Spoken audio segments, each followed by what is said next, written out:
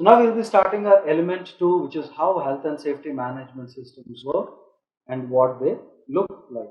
So after completing this element, we will be able to understand these two topics. Overview of elements of health and safety management system and benefits of having them. Discussing the main ingredients of health and safety management systems that make it effective, such as policy, responsibilities, and arrangements. So in our previous element, we have seen what losses can happen to the organization if there are no proper health and safety standards.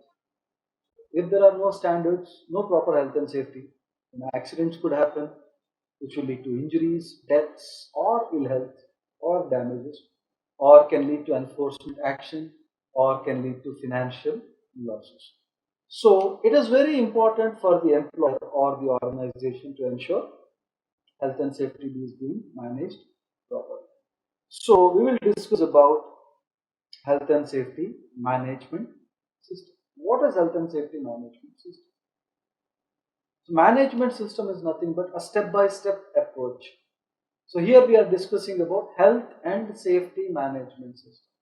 A step-by-step process of managing health and safety in the workplace is nothing but management system or health and safety management system, or in short I'll call it as HSMS. Hereafter when I refer HSMS, that means health and safety management system.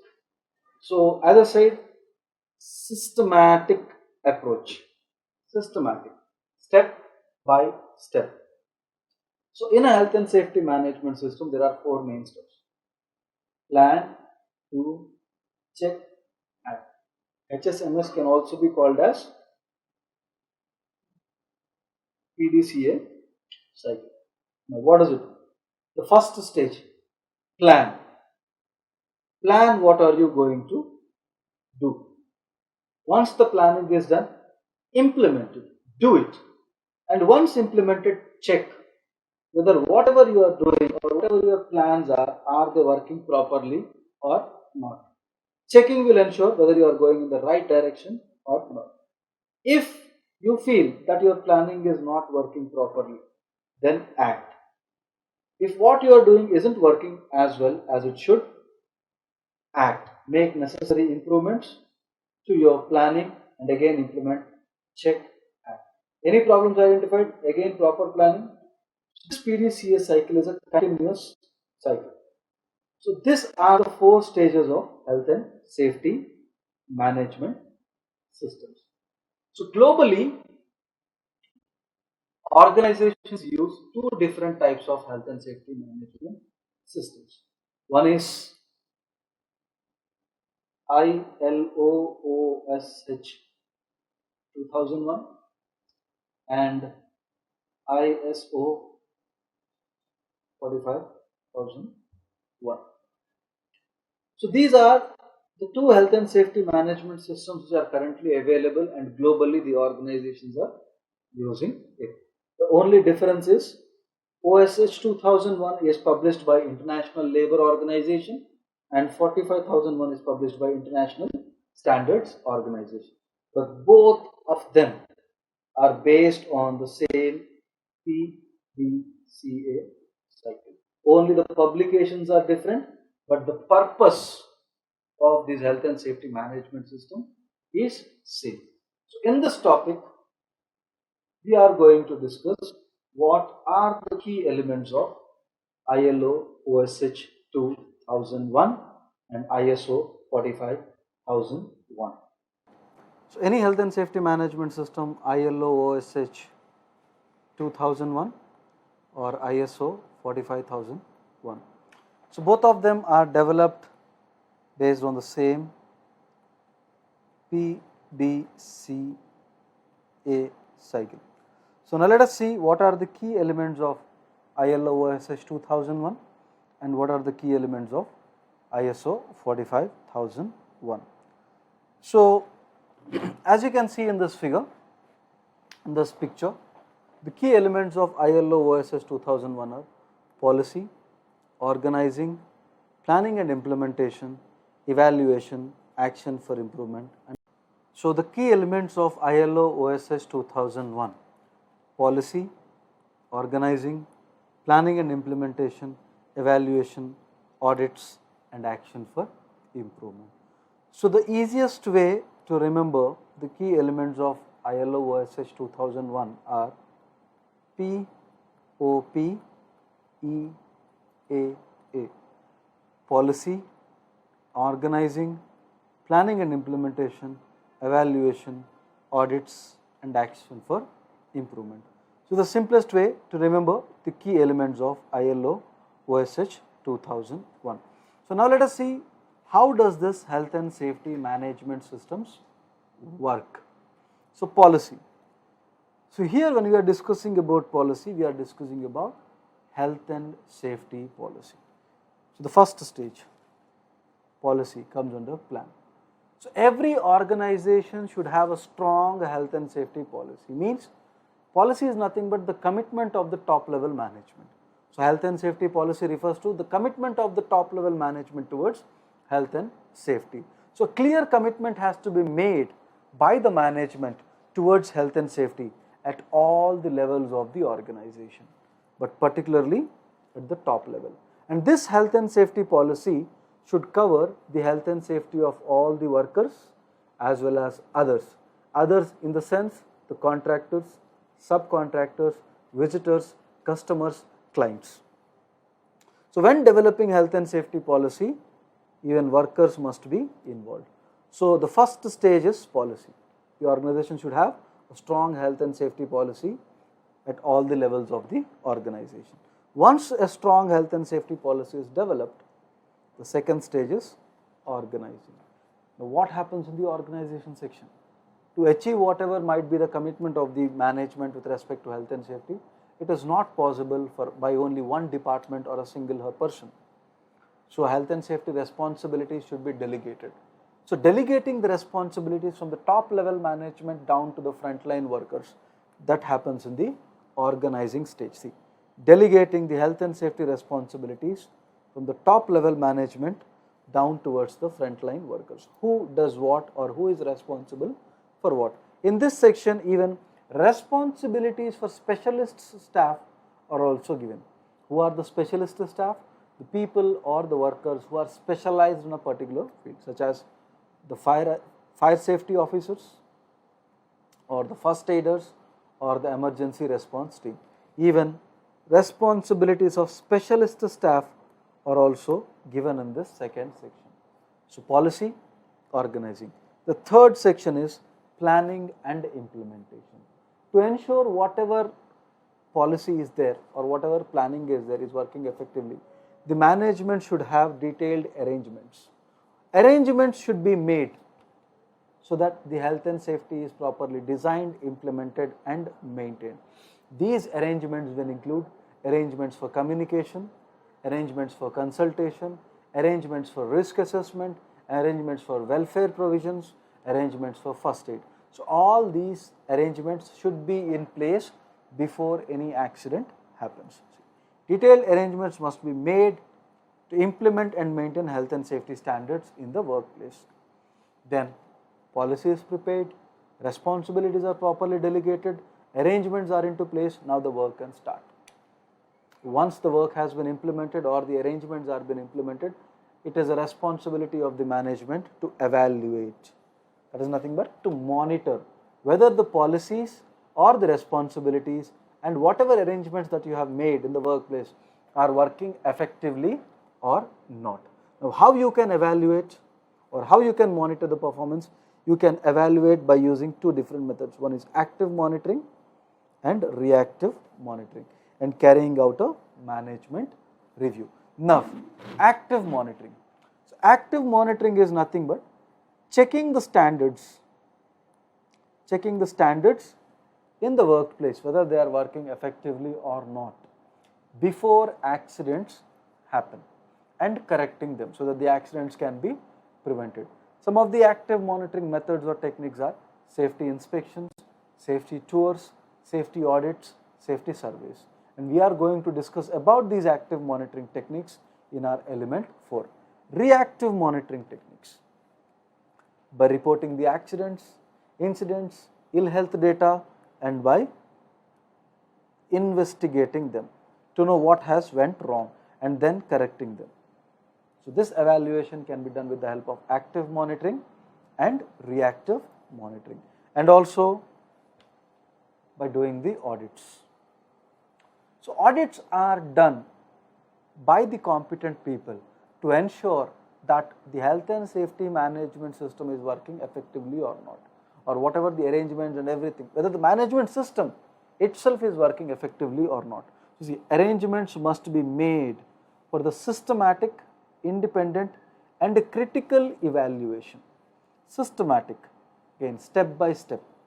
Independent means whoever might be the person who is doing the audit, he should be independent, means he should not be partial to anybody, or he should not be influenced by anybody else within the organization.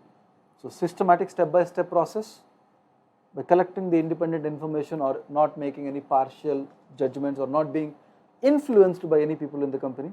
Critical, even looking into the minor issues on the evaluation of safety management system to ensure all the parts are working acceptably well. So even the arrangements for the auditing should also be there so that the evaluation of the management systems can be done. Then the last part is action for improvement. So any kind of deficiencies, or you can say the problems identified in the evaluation process while you are doing active monitoring or reactive monitoring or performance review or auditing, any problems identified in this evaluation process should be corrected. That happens in the action for improvement. Should be corrected ASAP, as soon as possible, by making whatever changes are necessary to the policy, to the organizing and the arrangements that are put into place. So this is how the ILO OSH 2001 works. So these are all the key elements of ILO OSH 2001. POPEAA, policy, organizing, planning and implementation, evaluation, audits and action for improvement. So key elements of ILO OSH 2001. This is how this management system works. So remember, for any health and safety management system to be effective, whether it might be ILO or ISO, there are two things which are very, very important. The health and safety management system should be adapted to the nature and the size of the organization, and whenever you are having a health and safety management system, there should be a strong leadership and workers involvement. As in, you might be having a talented players or competent players in a cricket match, but until there is a strong captain, the team cannot win. Same way here also, there might be competent workers, but there should be a person who should give a proper direction to it. So strong leadership and workers involvement is very important, and all the health and safety management systems should be adapted to the size and the nature of that particular organization. So that is about ILO OSH 2001. So now let us discuss about ISO 45001. So as we discussed just now, context of the organization. The health and safety management system should be designed or operated so that it is appropriate to the organization, and leadership and workers' participation is very important for any health and safety management system to work effectively. Now let us see what are the key elements of ISO 45001. So it is an updated version. Earlier it was OSAS 18001, now it is ISO 45001. So the key elements of ISO 45001, the first stage or the first element is planning. So what happens? In this stage, identifying the hazards and risks and planning for emergencies and planning of risk assessments. So in this stage you identify the hazards, you identified what are the emergency procedures and planning for your risk assessments. If you can clearly see, hazard identification, carrying out risk assessments and determining what are the legal standards that are applicable for your organization. different organizations have different legal responsibilities or legal standards. Construction industry, the legal standards are different. Manufacturing industry, the legal standards are different. Oil and gas, the legal standards that are applicable are different. So based on your organization, what legal standards that are applicable to you should be determined. Then determining the objectives and planning to achieve them. All these things happen in the first stage, that is planning. Then once planning is done, supporting. So if you want to manage health and safety in the organization, there should be strong support provided. Now, how can you provide this support? By making necessary arrangements, such as arrangements for resources, hiring competent staff, creating awareness but provide trainings, information and communication, and also documentation of the information. Anything which you are doing with respect to health and safety should be properly documented. Risk assessment should be documented, trainings documented, communication documented, investigation documented, reporting documented. So you can support health and safety by providing resources. Obviously, if you provide resource, health and safety can be implemented. If there is competence, no accidents will happen. Awareness, workers will behave safely. Information and communication, definitely worker will aware about the hazards and risks and documenting the information. So this support should be provided so that health and safety can be implemented. Not only support, but also that should be implemented, such as implementing the risk controls based on the risk control hierarchy, which we will be seeing in our element 3. Managing the changes effectively. Change management is nothing but whenever any changes happen in the organization, new hazards and risks are created.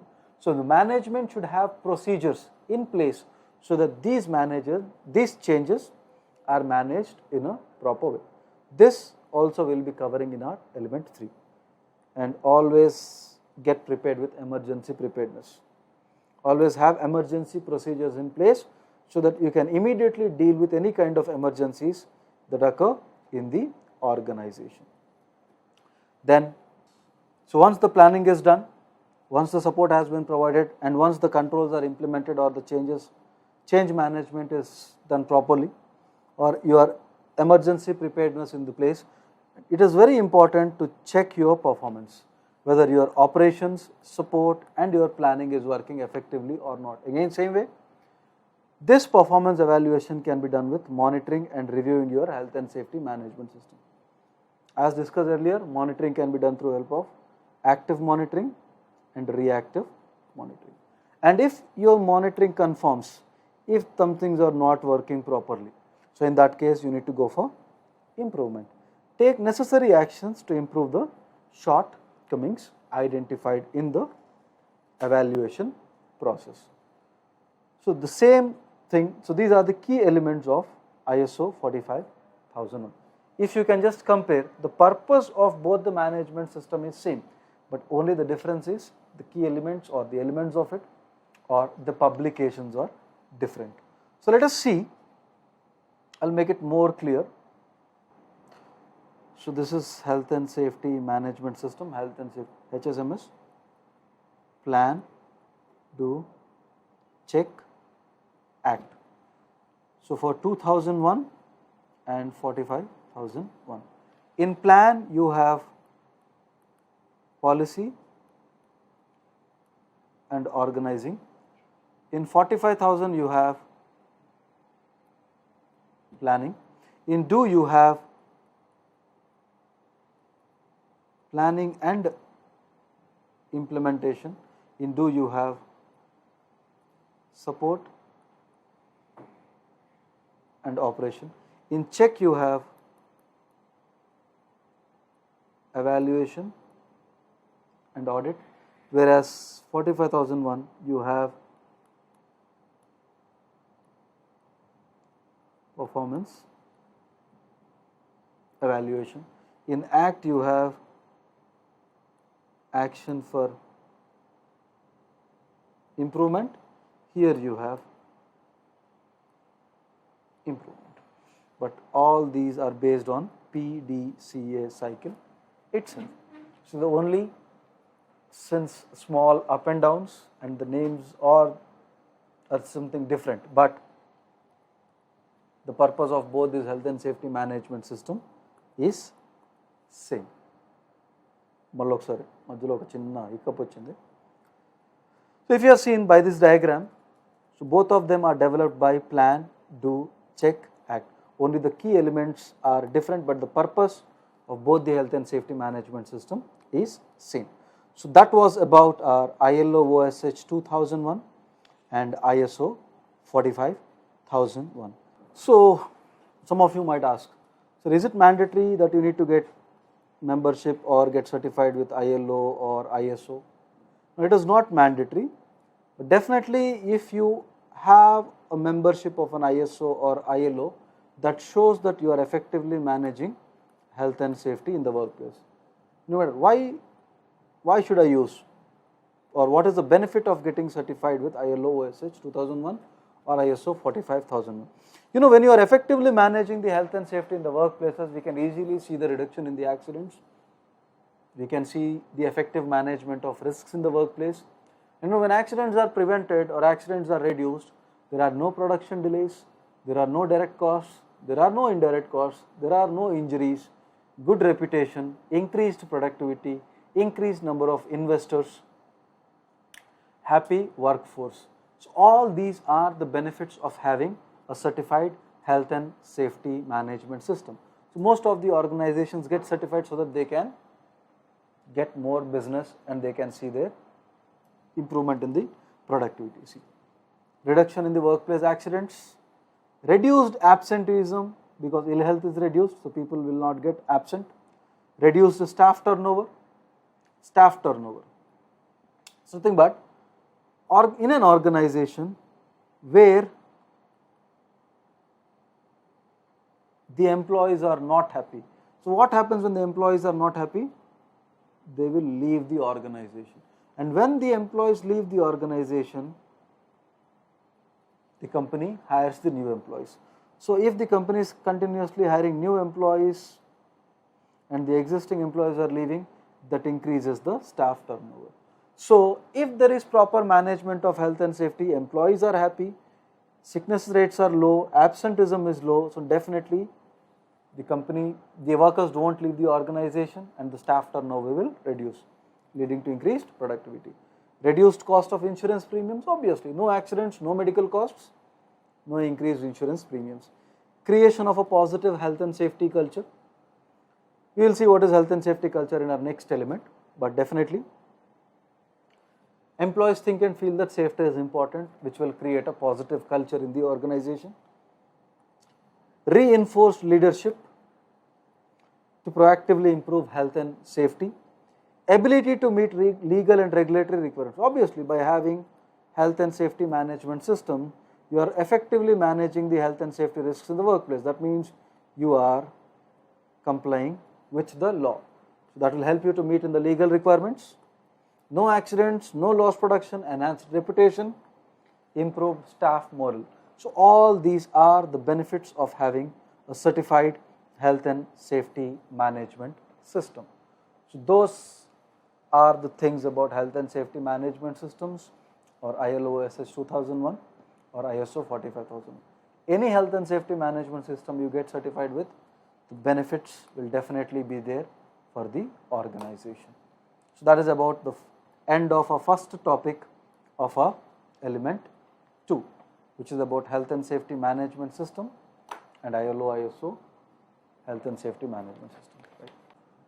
So that was about our health and safety management system, and we have learnt about ILO OSH 2001 and ISO 45001 and the benefits of both, benefits of getting certified with any one of the health and safety management system.